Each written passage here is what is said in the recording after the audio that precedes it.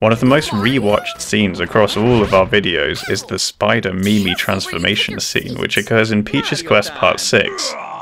The percentage of viewers who reach this part of the video goes up from 29% to 45%, which means about half of people who reach this point in the video are rewatching the Mimi scene.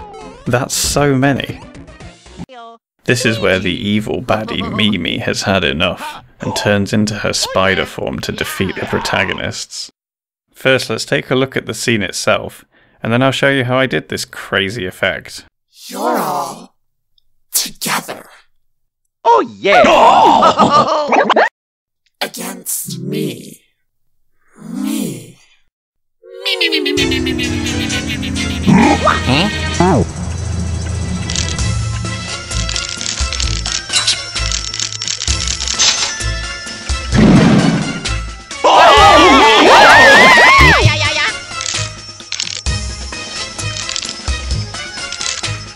If you've seen our plush collection video, you'll know how we insert our Mimi inside the spider to get that part of the plush effect. And Mimi's body hangs out. Now let's take a closer look at the transformation in the editing software. So here we are in my editing software, which I've singled out to just have the Mimi transformation clip here. So from start to finish, this is just the scene where, let's play it. Her head rotates and the legs come out. Now this editing software is Cyberlink PowerDirector version 18, which I use partly because it allows a lot of flexibility with adding in sound effects, which is the main thing that the videos I make tend to need the most. But I guess I've also just got used to it over time using Cyberlink PowerDirector. It does everything that I need pretty well. So let's take a look at the video that we have here. This does not use any actual filmed footage. There are just 5 screenshots, which you can see up here, which are inserted and then animated. So the first one is Mimi's head, and her head with the creepy circular eyes. You'll also notice that there's a lot of black space at the bottom of these snapshots, and that's because we want the center of them to be the neck point where it will rotate in the animation. If we just had a normal picture of the head, it would rotate about the eyes, which is not what we want. Then there's Mimi's body upon a background, and there's Mimi's body without the arms, and then there's some creepy legs that come out. Now I've switched over to my image editing software to take a look at how we got those Mimi pictures, because no, I did not decapitate the plush just to take the photo. I used this image editing software. It's called paint.net. It's free and I highly recommend it. It does a lot of the things that people traditionally say Photoshop does. So what I have here is a picture of Mimi in front of the mirror and a picture where she's not in front of the mirror, and now these two were taken in the same shot, so the camera can't have moved at all between these two. You can notice that there's a bit of shadow that comes up when she's there. Anyway, what we want is to get the picture of her without her head. Let's just see how that would have happened. So if I copy her over, I can add a layer in this, paste it, and you'll see that now Mimi is on top of this background here. But if I remove bits of the head, there, that gives you an idea. You can end up with a headless Mimi over the background. And obviously this doesn't look right now. What you can do to get the refined bits is you can zoom in and use this eraser tool to go around the edges. That's what I normally use to get the fine bits. Even that needs to be done because it's shaded darker when Mimi's present, so I need to rub all of that out. And you can use the selection tool to get the bigger bits like this. Get rid of those. And if you do that the whole way through, you end up with something like this, which is what I actually used in the finished product. This is still a paint.net file, and you can see that it's still got these 2 layers. And if I move the top layer around, you can see it's not perfect, but this is what I've used in the actual video. It doesn't have to be perfect, it just has to look about right on the background, and you wouldn't notice. You notice how I drag this around and some little pieces appeared. You just can't see those really in the editing software, so that's fine. And that is how we do that. You can do similar things to get the head. For the creepy eyes, all I did was I added some circles over the top. I would have done something like that, a bit smaller, but you get the idea. Now let's go back to the video editing software.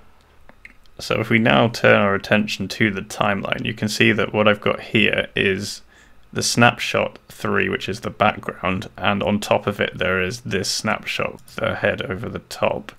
If I can actually just move that around and you'll see that was sitting right there. Let me just undo that. Now this is where things start to get interesting because we start to rotate the head here. So let's take a look at how that rotation occurs. Now you can see here that if I scroll down, this rotation here, what these are called is keyframes. So what it says is that at the start the head is going to be totally upright like that. Then at this keyframe the head is rotated to the side a little bit. And at this keyframe you can see it's also the same, and at this one it's back to the start. So what happens is that it rotates between these two keyframes. It just steadily makes that move. Then it will stay still because there's no difference between these two. It only stays still for just 2 frames, and then it rotates back as a reverse of the original movement. So when you put those together, you get a little tilt. And I've also added in this Mimi walking sound effect from Super Paper Mario. Now the second rotation is a bit more juicy. If we take a look in here, you can see that there's a lot of rotation keyframes. So at the start it's upright, then it moves to its first position and stays there for a while, moves to its second position and stays there for a while, moves to its third, stays there, and then it moves to the right, which is the final position. So I wanted it to end on the right. What I could do is, just to show you how these rotation frames work, I could rotate this even further, and I could duplicate that, so duplicate the previous frame to make them match. So you can see how this edited version looks. And then I would obviously need to continue the rest of it from there, but I only wanted it to go to the right, so that's how it ended up looking. Now at this moment, the head switches from this first image to the second one with the eyes, and then does some other rotations. You can take a look at what these rotations look like.